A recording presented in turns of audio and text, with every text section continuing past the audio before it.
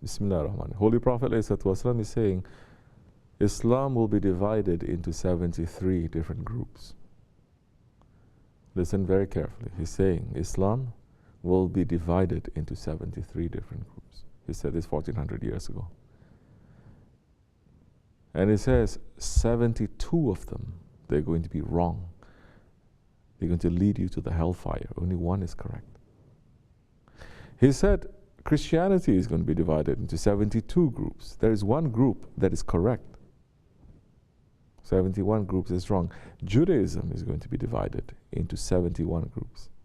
70 wrong, one group that is right. Islam, now the Muslims meaning, there is no exception. There's no exception. Islam is not saying just because you're a Muslim, then you're exceptional. No. Just because you're a Muslim, now you're going to go to paradise, you're saved. No. If it is, why Allah subhanahu wa ta'ala is saying, oh believers, believe. If you already believe, why is Allah subhanahu wa ta'ala saying, believers, you have to believe? Why are we repeating our shahadat over and over again? So Islam is going to be divided into 73 different groups. One group is correct. The 72, they are wrong. They're going to the hellfire. He did not say, alayhi salatu wasalam, Islam will be divided into 73 groups, and all the groups are going to be accepted. It's okay. Like today's majority scholars, they're saying. Whatever group, let's come together. Let's unite. Prophet did not say that.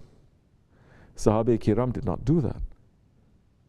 Hazrat Abu Bakr, Umar, Usman and Ali, especially in the first few years, they went to great hardship and a lot of bloodshed to make sure that the Islam stays in this one group that is on Sirat al-Mustaqim. Not two, not three, because there were so many other Muslim groups in those times too. There were so many Muslim groups in the time of Hazrat Abu Bakr Siddiq, in time of Hazrat Umar, time of Hazrat Ali, time of Hazrat Usman, so many different kinds of Muslim groups. Like this or like that, it changes. Not only Aqidah, practice too. They change. But they say no, only one group has to continue. This is very important because this is the dua that Allah subhanahu wa ta'ala is making us to say every single time we pray in the Surah Al-Fatiha. Keep us on the Sirat al-Mustaqim. Keep us on the straight path.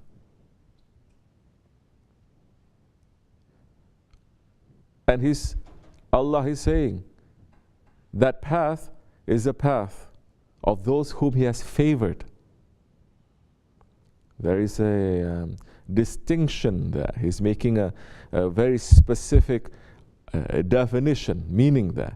It's not just Sirat al-Mustaqim, what everybody thinks is Sirat al-Mustaqim. Everyone thinks there is a way, everyone thinks there is a truth. But it's saying no, the truth is only according to those that Allah has favored, that Allah loves, that Allah is saying, these ones representing me. He says, not those other deviant groups. The last few ayats of that surah, Allah is talking about the deviant groups. He's saying, now this nation, we cannot deviate. Keep it strong, keep it. But the Prophet ﷺ is saying, this is all warning. Islam is going to be divided. There's going to be so much deviation. There is going to be so much deviation. Do not deviate. And the Prophet ﷺ is warning us, saying that in the Akhir Zaman, the Muslims, they're going to follow the Jews and the Christians in whatever that they're doing. Again, warning after warning after warning. And for 1400 years, the Muslims have kept this warning very high. This is the most important thing. What is good of every success that we're going to have if now we're not going to be on the straight path? And history has shown us, even if we have every success with civilization, with science, with technology, with all kinds of knowledge, but we are not on the Sirat al-Mustaqim, the smack comes, the divine smack comes over and over again. So we're learning because people used to learn from the past. Now people are saying there's no such thing as a past. This is year zero, we make it new as we like. So now in the Ahl Sunnah way, because the Sahabis asked, which one is this? He didn't leave it dangling out there. He did not leave it vague that anyone can interpret any way that they want. They asked him, and he says, those who follow my way, my sunnats, my lifestyle, and the lifestyle of my companions. So now you have to have two, because there's so many people that they are saying, no, we only follow the lifestyle of the Prophet, not the companions, correct? Meaning that they think that they are higher than the companions. They say, well, we only follow the Prophet. We don't follow, Hazrat Umar did it. We don't like it. That means that they think they know Prophet better than Hazrat Umar. Hazrat Usman did it. Other people do it. Well, it's not sunnah.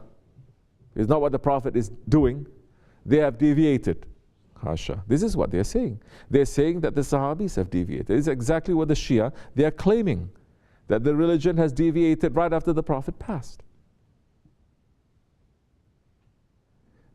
But the Prophet is saying, those who follow my lifestyle, my sunnat and the sunnat of my Sahabis, those ones, because they know me best. So now for you to be able to follow my lifestyle, you have to follow those who know me best. Don't try to jump to know me. Know those who know me. So the Ahl Sunnah means that now we have to follow not only the Sahabis, but those who follow the Sahabis. Those are called the Tabi'in. And those who follow those who follow. So this is like a chain, like a link. And one generation builds up, makes it even better than the next, then the next, then the next. As much as they can. And this, in lifestyle, in belief, in practice, this has always been protected. It has been protected. Other people, you don't think 1400 years, they're not weird kind Muslims coming in to do weird stuff? Of course there were. But it's always been protected. Saying that this is to the point that they're now protectors of the Shariat. Even if it is coming from mysticism, from tariqat, they say this is going to confuse people, it's going to cause confusion. Even if it's true, this is going to cause confusion, we must put a veil there. We must keep it hidden. We must put it down there. Because it's majority, they're going to get confused by this. Which is why when Mansur al-Halaj, Halaj Mansur, he's saying those words. And when he was passing and everyone was throwing him stones. But who was it? The Imam. He threw a rose to him, meaning I understand the truth that you said when you said I am the truth. And all the stones that was thrown to Halaj Mansur, he didn't flinch, he didn't cry, he didn't shed a tear. But when that rose was thrown to him, he started screaming. Because he's knowing that there is the pain there, to know that that one understands also. And the pain is, as with so many secrets, the pain is you have to keep the secret. You cannot say it. So there was always protectors, because the Shariat is the cover. If the cover is not good, it doesn't matter what is inside. The inside is going to get spoiled, is going to get corrupted. The cover has to be very good. So once you start messing around with the cover, inside is rotten, the cover, everything is gone now. So, in Ahl Sunnah way, this is what is called Ahl Sunnah, the traditions of the Prophet and those who follow the Prophet, alayhi wasalam. In the Ahl Sunnah way now, there is a very important principle. We derive our rulings from what? From the Quran, from the Hadith. What else we derive it from? Very important. The third one is consensus. Ijma. That means what the majority. Majority of who? People? No. Majority of the scholars. Those who have knowledge. Not the majority of the people. Not democracy. That everyone's going to vote we like or we don't like what we think. Those who have the knowledge, what they think, is not for everyone. So once you remove all the scholars, real scholars, and you put weird scholars, and you make everyone think that they're a scholar because they know a couple of ayats and a couple of hadiths, now you open up this great confusion, and everybody thinks that, okay, we can make new stuff, And it's okay, we can get consensus too. But everything was already destroyed for them to reach to this point. Because if you have the scholars and you have the alims and the ulama, they have to be supported by the state. So many times, it is the scholars who go against the state. They don't have too much power, but they go against the state. Even if the state is saying, I want you because it fits to my politics and my ideology, like this or like that, the scholars say no. The imam of our mazhabs, so many of them, they were all martyred. By who? By Christians? By Jews? By the Muslims. Why? Because they say we will not compromise. We don't compromise. Not like today's scholars. Every word that comes out from their mouth is compromise. But they say we don't compromise.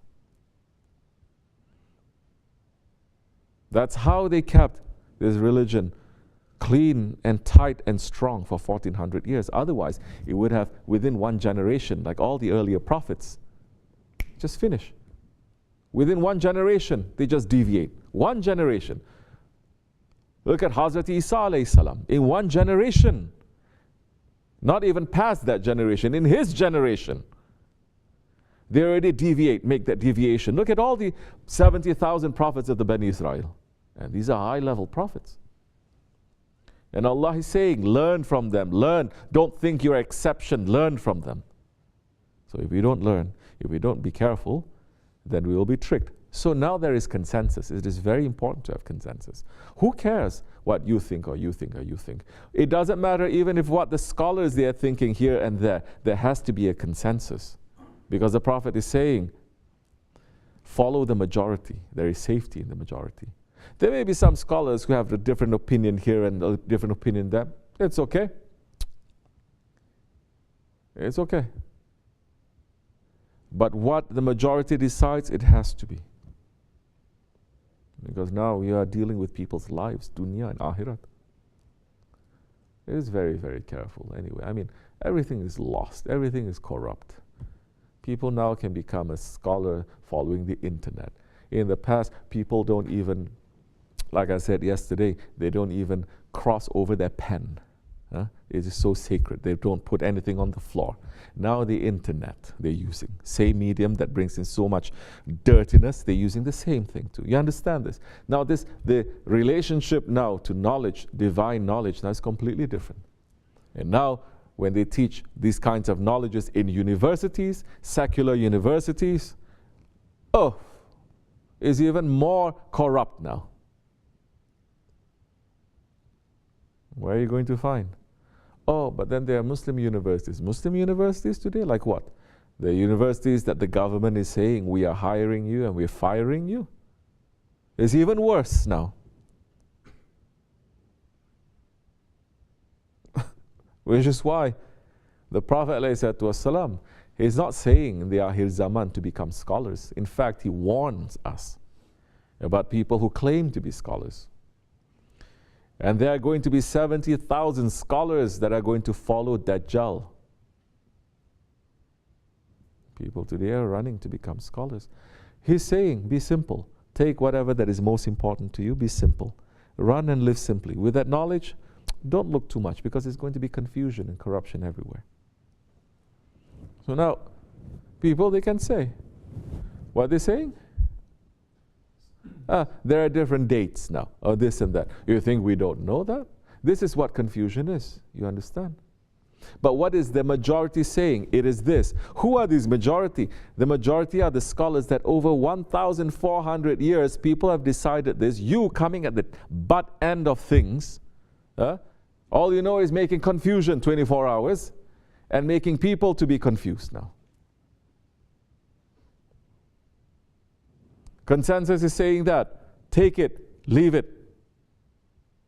Up to you. But consensus is saying that. You want to follow? Follow that. What are you going to gain by saying it's this or it's that? It's not the 12th. It's the 14th. It's the 17th. Do it every day. What's the problem?